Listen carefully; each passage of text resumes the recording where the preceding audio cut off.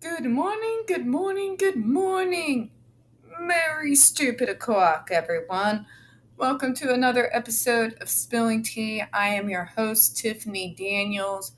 Welcome to my Monday. Gotta love call center hours. We are going back to that horrible world known as the JRC this morning. Before we go ahead and get started, though, the usual disclaimers. First off, you are going to see the link to these law documents right there in the description, alongside the other pertinent links to the Stop the Shocks campaign, including Autistic Hoya's massive archive on the subject. You also have the templates. Folks, we are trying to end aversive therapies. God, I can't think this morning. And we are also trying to end improper restraints. People do die every single year. So please take 2 minutes out of your busy day, fill out your name, click on your senator. It takes less than 2 minutes. We also have the self-explanatory, always available, shut down the Judge Rotenberg Center Change.org petition. Also, folks, when we are talking about the JRC, you're going to hear vivid descriptions of, as well as catch clips of video surveillance footage of, people with disabilities being tortured and abused. If you have young children present, please use your headphones. Also, folks, for the love of God, it is 3:08 a.m. in the morning. Nobody should wake up as early as I do. I'm just completely insane. So, if I stumble over any of my words this morning, or if I go off on a rant, or if explicitives leave my mouth, my apologies in advance. And folks, we are going back to where we left off yesterday. The decree should be vacated in its entirety because its purpose has been fulfilled. Now, folks, get your calm down tea, and we are going to go ahead and go through this morning. I should probably take a sip now.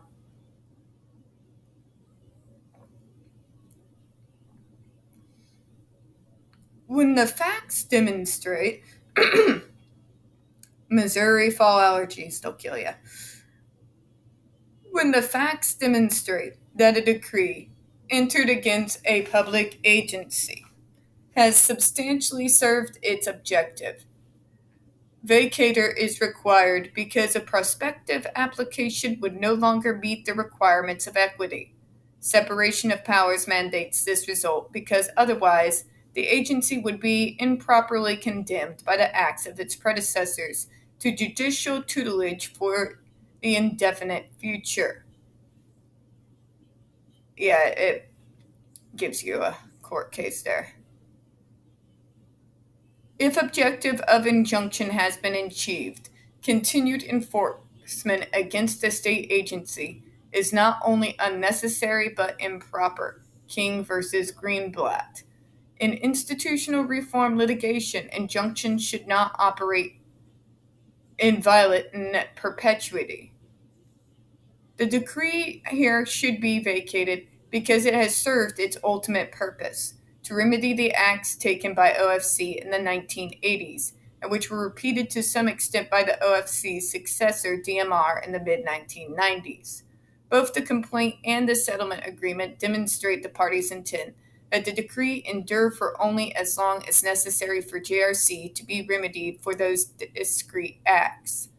The claims and allegations of the complaint were plainly directed at OFC's, and in particular the director's past conduct. See general compliance consistent with the complaint. The agreement states that it was made for this case only. Thank you, and that the sole intent of each party was simply to resolve this case and the others administrative and judicial cases which were then pending between OFC, JRC, and the parents. Decree at 2. And most importantly, the agreement provides that it would automatically terminate at the second 6-month review unless the court, for good cause shown related to the terms or substance of the agreement, orders otherwise. The termination provision shows that the parties contemplated that judicial oversight would last for approximately 1 year, at which point JRC would be fully remedied for the OFC's past acts.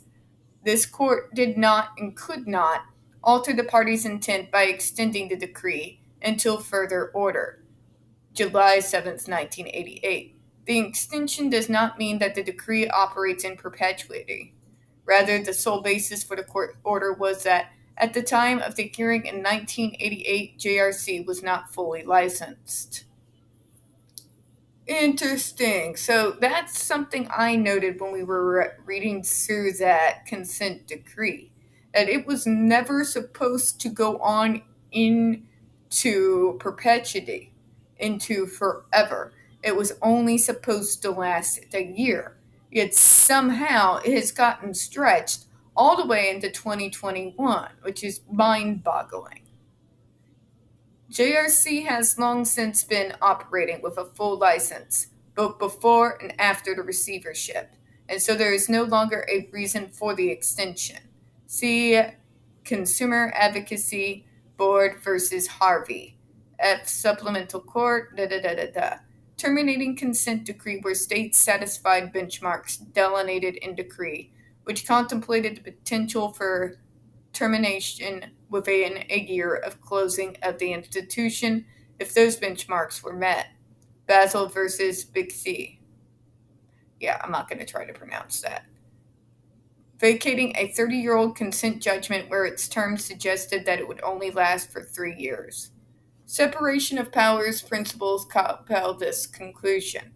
Courts lack the authority to enforce an order considering the carry-out of an executive function unless there is a demonstrated basis for concluding that the agency has broadly abrogated its statutory duties in the face of the judicial direction to fulfill them. Bradley 386, Mass at 365. McKnight 406, Mass at 80. The absence of an agency's abdication of its function is not appropriate for a judge to exercise the agency's executive functions. Here, it has been over 25 years since the decree was entered, and over 6 years since the receivership was terminated. Since 1995, no agency has been held in contempt for failure to comply with the decree. Moreover, once the receivership ended, DDS has continued to work cooperatively with the JRC. It engaged in arbitration before the court monitor, extended the JRC's Level 3 certification several times, and complied with all the requirements of Chapter 30A before promulgating the 2011 regulation, giving JRC a full opportunity to submit testimony and written comments. In short, there is no indication that the defendant agencies have broadly abrogated their duties under the decree so as to authorize the court to continue to intervene in the exercise of their executive functions. Thank you. I have not heard of anywhere else on the planet where this has been allowed. Just saying. Defendants' years of compliance and the terms of the decree itself show that the decree is no longer necessary and that the prospective application would not only inequitable but inappropriate.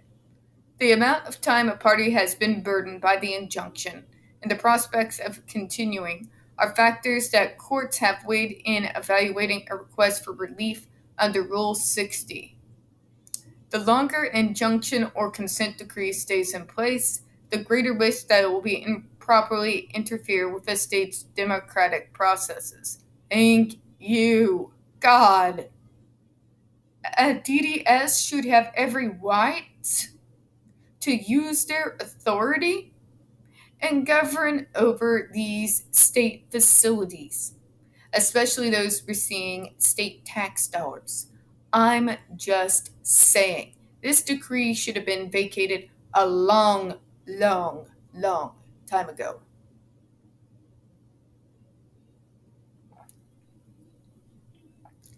Numerous federal courts have reached the same outcome in analogous circumstances. For example, in the desegregation context, the Supreme Court consistently held that judicial oversight should not extend beyond the time required to remedy the effects of past intentional discrimination. and so a decree must be dissolved after the agency has complied with it for a period of time sufficient to eliminate, to the extent practicable, the vestiges of discrimination. Applying similar rationale, the 11th Circuit in R.C. versus Wally upheld the district court's decision to terminate an 18-year-old decree that required a state agency to implement reforms to its child welfare system. Termination was warranted, in the court's view, because the agency had demonstrated a history of compliance and the system, though not yet perfect, had undergone radical changes and was on secure footing to continue its progress in the years to come without court supervision. Other lower federal courts have regularly vacated judgments on the same basis. The court should hold likewise. As the receiver observed in 2003, the Commonwealth's current agencies cannot be forever held to the past bad acts of their predecessors because historic concerns arising from actions of OFC. Agency regulations have changed, as have commissioners and staff, and the public depends upon successor officials to bring new insights and solutions to problems within their area of expertise. How 557 U.S. at 449. So, whereas here the officials inherit overbroad or outdated consent decrees, thank you, it is the public who suffers because officials are constrained in their ability to fulfill their duties. Thank you. Thank you. DDS cannot protect those students because the court does not allow them their rights. It is part of their authority to regulate these folks. It is their authority to define the laws that allow these people to get licenses or not. And yet the court has tied DDS's hands time and again from being able to protect those students because of this consent decree. This outdated, over 30-year-old consent decree. Just saying. For all these reasons, the time has come, after over 2 decades, to return full regulatory authority to the defendant agencies and allow them to restore a normal regulatory relationship with JRC. Thank you. In the future, JRC can protect its rights through the same administrative appeal process afforded to all other providers in the Commonwealth. Exactly. So that they are no longer above the law. See Bellevue, Manor Associates versus United States, 165 FDD 1249, 1257, 9th Circuit Court, 1999. Equities clearly tipped in favor of vacating an injunction against federal agency where continued enforcement allow plaintiffs to receive unfair preferential treatment over the program participants. Thank you. Equities required a vacator where the state had mechanisms in place to protect plaintiffs' rights, and so any further grievances could be presented in appropriate state forum. Okay, folks, let's think about this. We are going to move on to the next section. Basically, what they're saying is the purpose of the original consent decree has long ago been fulfilled. It is completely outdated. It is entirely, completely outdated in regards to scope and authority and all of that, but also in its practices. Because since that time, things like the JRC and what they do, the good majority of all 50 states and the rest of Massachusetts long ago moved on to other programs that do not include adversives, that have been successful. Yet, the JRC is allowed to continue, unlike the rest of the state. This side. C. Alternatively, Part A of the decree should be vacated because significant factual and legal changes relating to the standard of care render prospective enforcement inequitable. Thank you.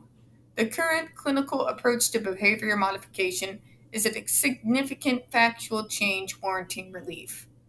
At a minimum, Part A of decree should be vacated or stricken from the decree because the clinical evidence has evolved such that the use of Level 3 adversives can no longer be said to meet the accepted standard of care for treatment of individuals with intellectual and developmental disability. Thank you. Thank you. That should be the end of it. That should be the end of it. Right there. Right there. It no longer meets standard of care anywhere in the rest of all Massachusetts and in all 50 states. That should be a freaking mic drop. The fact that it is not in 2021, and this case was brought up in 2013, just saying. Continued enforcement of Part A, which JRC maintains gives it the affirmative right to use adversives, would therefore be detrimental to the public interest and unworkable, warranting relief under Rule 60B. Rufo 502 U.S. at 384. See Home 557 U.S. at 467. Thank you. Finding relevant factual change where weight of research suggested that structural reforms, not increased funding mandated by the injunction, would lead to improved educational opportunities. Evolve past this 1920s mentality that we need to electric shock the disability out of people. My God. What's next? Is JRC going to start advocating for frontal lobotomies?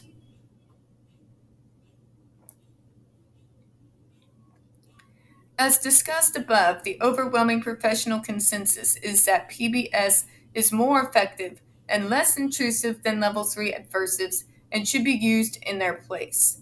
Since the decree was entered in the mid-1980s, clinical and empirical research has developed and now demonstrates that PBS is an effective method of treating people with intellectual and developmental disability, rendering punitive procedures professionally unnecessary and unethical. Thank you. It's unethical as hell. And that's just going light on the matter.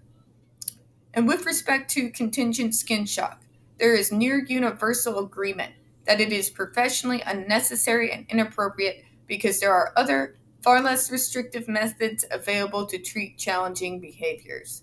This professional consensus is reflected in the policy statements of leading disability rights organizations, the testimony and comments that DDS received during the public comment period, and by the laws and practices of other states banning adversive interventions. You hear that, Massachusetts? Missouri has beaten you. Think about that for 2 seconds. Missouri. Arkansas. Dueling Banjos, Arkansas. Just saying.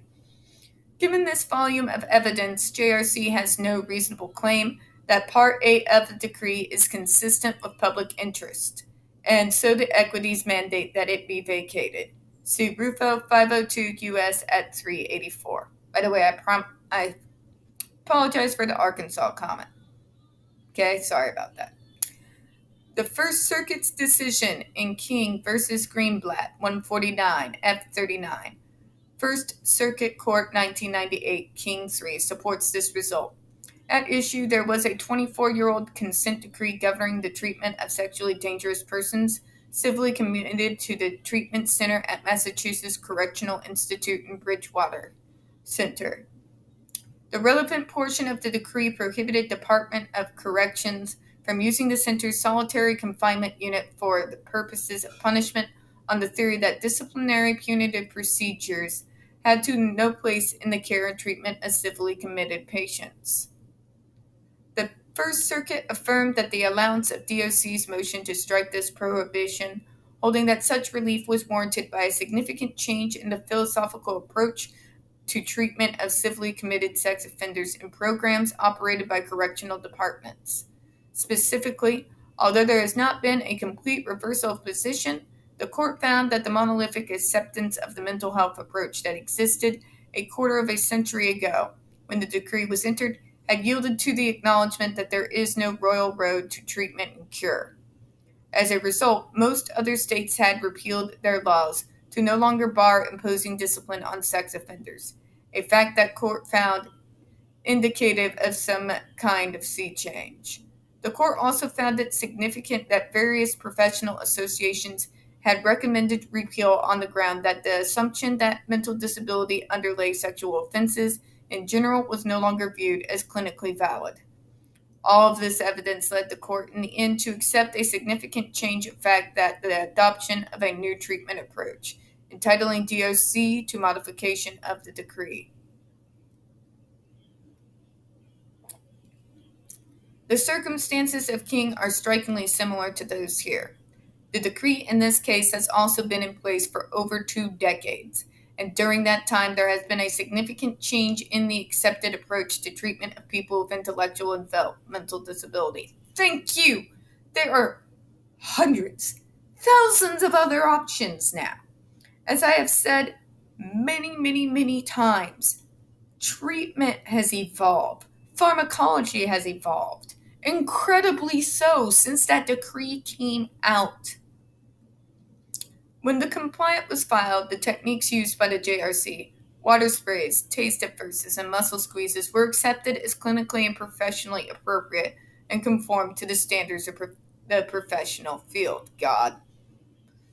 OFC had apparently had no evidence that these techniques were harmful to the students or that there were alternative treatments that would serve them adequately, which is insane. It's insane to even think that. But currently, some 25 years later, JRC is using an intervention that is much more intrusive and restrictive than any of the adversive procedures listed in the consent decree, and there is near universal agreement that its practices are professionally unnecessary and inappropriate. Trial properly considered vastly different conditions of the confinement in the center's seclusion unit today compared to those described in the original complaint, in determining whether modification of the decree was warranted. Moreover, it is indicative of some kind of sea change that DDS's current ban on Level 3 adversives is consistent with standards found in programs nationwide. Thank you. And with recommendations of major professional organizations. King 3, 149, F, 3D at 19 through 20, quotation marks omitted. As those organizations have concluded, adversives are not consistent with best practices and should be eliminated as an acceptable method for behavior modification. How? Thus, in King, the evidence here shows that there have been a significant change in facts, namely the adoption of a new treatment approach that warrants vacating a striking of Part A of the decree as contrary to the public interest. Lower court properly removed provision of consent decree that restricted the state's use of certain employment testing methods where experts testified the restriction was novel or unuseful in the field of employment testing and almost precluded best professional practices. United States versus South Florida Water Management District. State was entitled to relief from provision of decree that required to construct a reservoir to achieve environmental restoration, where evolving science evidence led almost every expert to agree that the reservoir was not in the best course of action to achieve restoration. Exactly. Just another long-winded legal way of saying your treatment is outdated. It is not useful. It does not do what it claims, and all you're actually doing is harming the students and lying to the public. In layman's terms. Alright, folks, we'll go ahead and move on to more of this tomorrow morning. We're going to go ahead and close out here. So basically, they are sitting there saying it should be vacated because it is outdated, it is inhumane, and since 1988, treatment and medication treatment has jumped in leaps and bounds. There are other forms of treatment out there that handles the exact behavioral issues that the JRC claims that they are trying to help so much. And they have been more successful. Whereas when treated with a GED, when you remove the GED, what happens? The behaviors come back, and they are worse than when they had it before. The JRC mentions regression. If the GED worked so well, why is it so that as soon as you remove it, there's this regression? That's because their treatment method fails. Because it doesn't work. There are other treatment plans that do not involve punishment that do. And therefore, this consent decree should be stricken off the record and should have been stricken off a long goddamn time ago. And on those notes, we're going to go ahead and close out this morning. We don't get very many views on this channel, especially on this subject. The few that we do tend to get removed from time to time. So folks, please don't forget to hit that like button. Hit subscribe. Don't forget to hit the comments. I do appreciate your time this morning. And as always, we here at Spilling Tea hope you have a good one. Bye-bye.